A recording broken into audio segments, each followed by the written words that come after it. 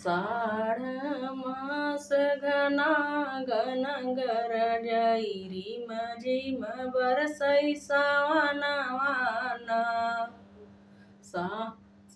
आषाढ़ मास घना घन गरजई रिम झिम बरसई सावनवाना।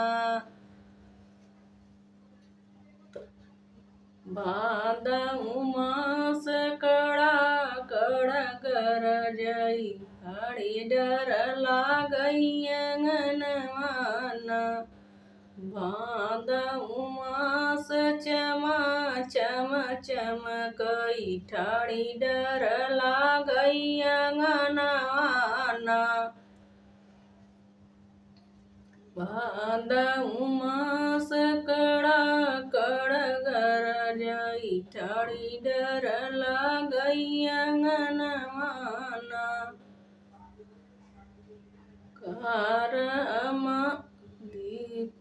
कार्तिक मास दिया जलई जगमग जगमहलियाना। कार्तिक मास दिया कलेसनवा चम चम करई महलियाना। अगहन मास हमई नहीं बावई सखी मोर जाली गवनवाना। अगहन मास हमई नहीं बावई सखी मोर जाली गवनवाना। चैत मास होली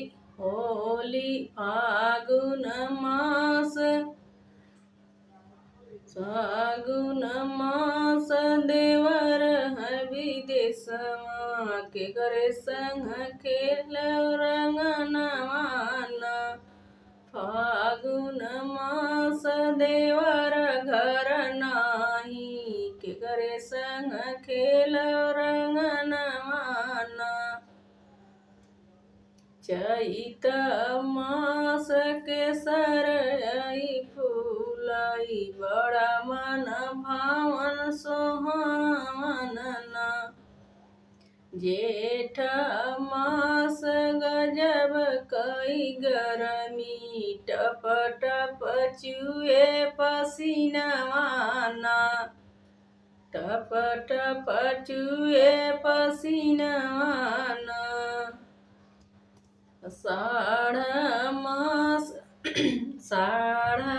मास घना घन गरजे रिम झिम बरसई सावनवाना। साढ़ मास घना घन बरस साढ़ मास घना घन गरजे रिम झिम बरसई सावनवाना। भादौ मास चमा चम चमके ठाड़ी डर लागई अंगनवाना।